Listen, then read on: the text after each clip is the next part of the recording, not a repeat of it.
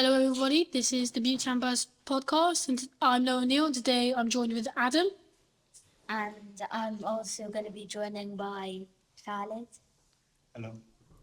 So you got me, Adam, and Khalid here. I'm also got a very helpful young creators group helping us behind the scenes. And today, we're going to be interviewing Helen Williams. Do you want to say hello, Helen? Hi, good evening, everyone. So, and Helen is the Assistant Director of Education And inclusion. and Inclusion in Wales. And today, we're going to be interviewing her. So, for the first question, what made you take this path? What made you do this and everything? The job I've got now? Yeah. Well, it's been a long 30 years path. I went into education because I wanted to have 6 weeks off in the summer to go travelling. But then I started teaching and I completely fell in love with it. And I have enjoyed developing and teaching a whole stack of children around England. And so actually the reason I went into it was all the wrong reasons. And since I've sort of worked really, really hard. So I started as a teacher, as a classroom teacher, and then over the years I've sort of built up my skills and kept working really, really hard. And then before I was in this position, I was working in a multi-academy trust in London, which is a family of schools that work together. And then my family have moved to Cardiff and I saw this job and I went, that is my perfect job. So I went because I've always wanted to work within a local authority and I hadn't had that opportunity before.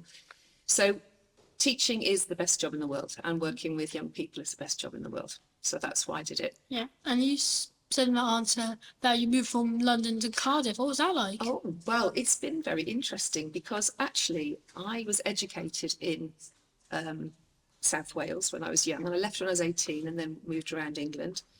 And because of changes in my family and what we were doing and different jobs, my husband and I and our youngest son decided to move to Cardiff. We've got 2 other children who still are in London. So it's been an interesting challenge, changing again at my age, selling up, moving, coming somewhere else, meeting new people. But it's been very exciting and it's really nice to be back in Cardiff as well because it reminds me of when I was young, but my parents were here as well. So it was really nice there. And is there anything you miss or you want to change? About London? Or Cardiff, like anything would be. Well, do you know, I love London. London's a wonderful place, but Cardiff is a wonderful place as well. And it has its own uniqueness. And I think what's really amazing about Cardiff is the people that are here. I love the Welshness of it and the culture of it and the heritage of it. And I love the rugby and I love all that stuff. And it's really nice to be here. So I do miss London, but I don't miss it as much as I thought I would. I really like being here. Oh, do you guys want to add anything? Or? Yeah. You must have been to university for this big job that you are doing right now. But what was your university experience like? That's a really good question. Well, I studied at university painting. I'm actually a fine art painter. So I did a degree for 3 years painting and photography. And I absolutely love that. And I always wanted to be a painter. And then I finished my degree and went to do an MA, another year of painting because I wanted to be a painter. That's all I wanted to do. But it didn't work out for whatever reason.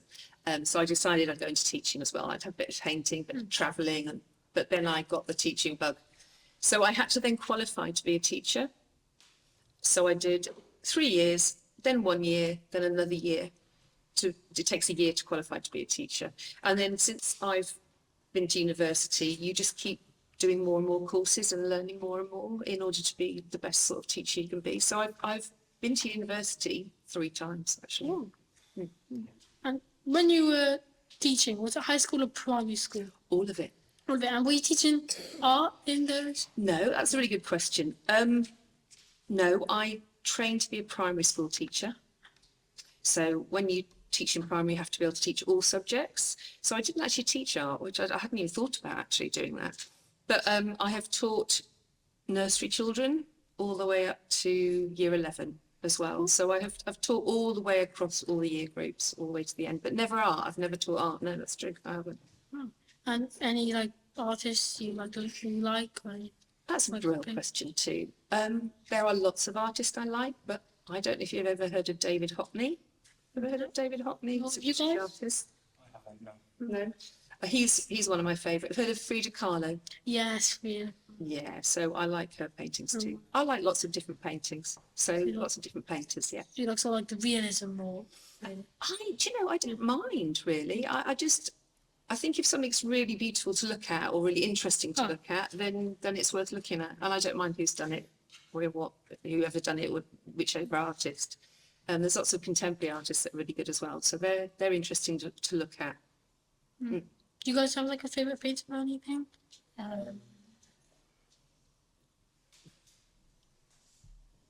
Do you guys?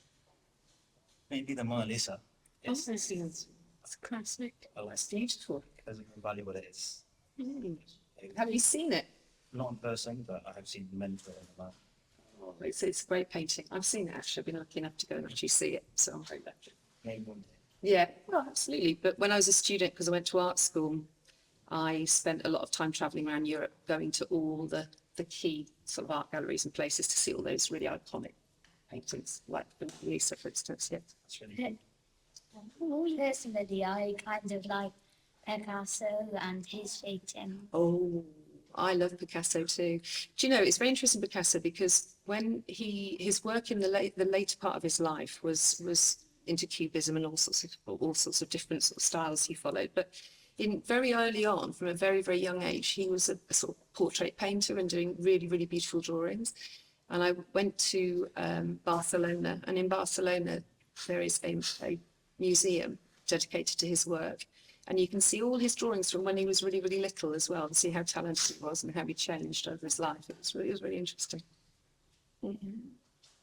Oh, wow. For me, what's the guy that did the Screaming on the Bridge one?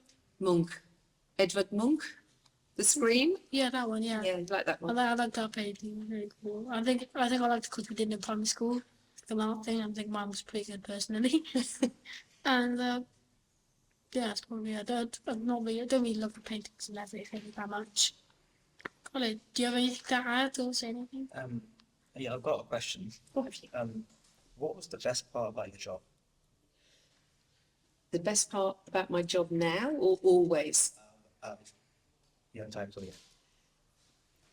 It sounds really a bit cheesy, but it's working with children and young people. Today, I've had an amazing day today. My job at the moment is a lot about strategy and discussions and meetings and making big decisions about certain things. But on today, I've been to 3 schools and I've come here as well. And all day I've been with school assemblies, meeting students, talking to students. And that for me is the best part of my job. And when I did this job, I was determined that I wouldn't get sucked into being in an office all the time, on meetings all the time, that I would have 2 days a week where I actually dedicated to go out and meet people. And that's Monday at the moment and Friday. So every Monday and Friday, where possible, I go into schools, I meet head teachers, meet children, talk to children, young people about what it's like to be in Cardiff, what it's like to live in Cardiff, what barriers there are. And that's definitely the best part of my job. I'm very privileged to be able to talk to lots of people, lots of young people, yeah. I think that is really good because being in an office is a really good problem that every question you come with. No, it's just about prioritising things for me, because actually my job is about education and inclusion, and that means making sure that I'm talking to students and head teachers about education and inclusion. I need to listen. And the first 8 weeks, my job has been a lot of listening. And that's been exhausting, getting to know everyone and listening, yeah. So you said you've been here for 8 weeks in your job. How's the first 8 weeks been? It's been fantastic. I don't think I've ever worked so hard, and I like to work hard. But this last 8 weeks, I have had to learn so much. And at my age, you think you know everything.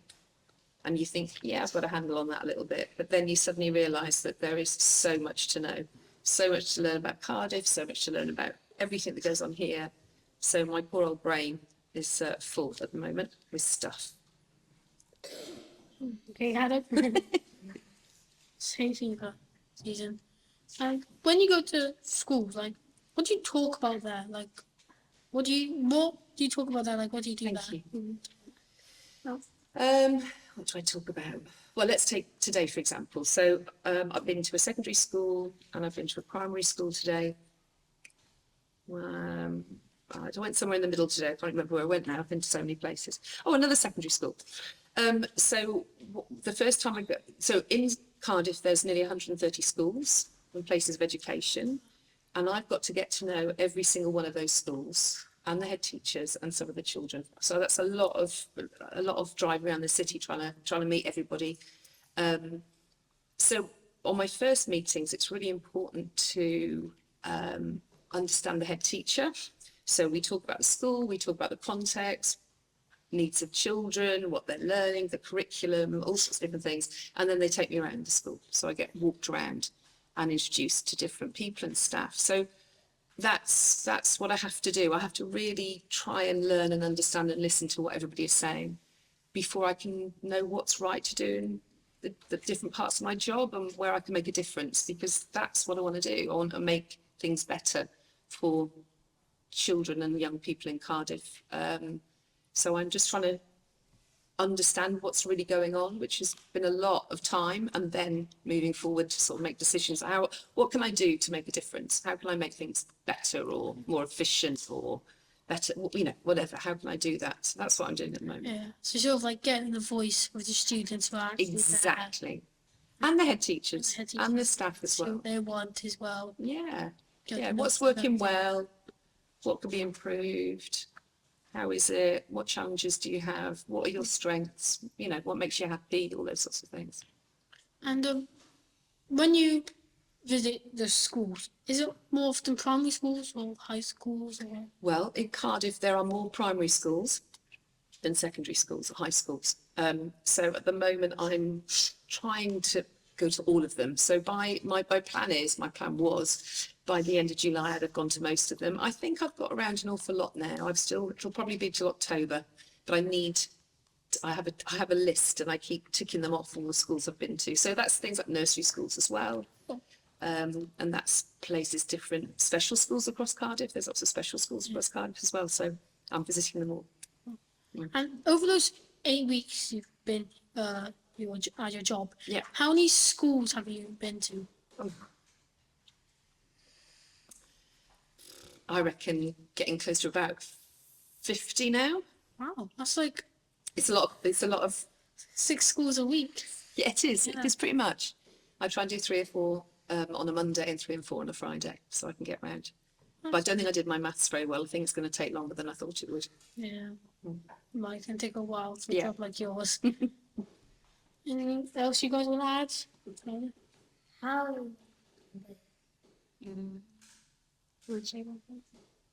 how much money is getting put in your education? Mm. And Now, this is a big part of my job because across the United Kingdom and because of a whole stack of reasons, there's never enough money for schools and it's always difficult and political and there's all sorts of different things going on. I think, I was reading something the other day, I think we're getting more money in schools now than we ever have.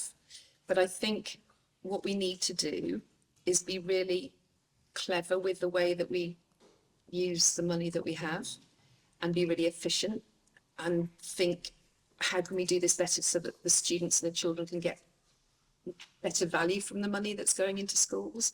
So I couldn't give you an exact figure, it's very complicated, but there's millions and millions of pounds going to schools in Cardiff and across the UK. So it's about making sure that the right schools get the money they need for the students they have. Does that answer your question? Sort of. Lots of money, but we always can do with more, of course. How often do you donate to schools? Do I donate to schools? I don't donate any money to schools. I just give my time to schools. yeah, thank you very much, Helen, for this interview. You just gave us some brilliant insights of what happens behind the scenes of education and everything, and what your job us a little bit more about your life. Thank Um, you.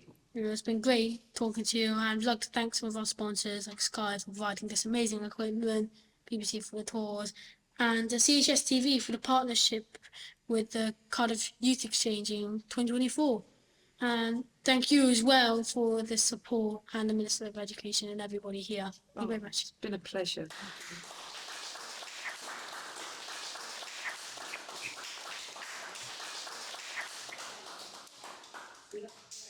Good.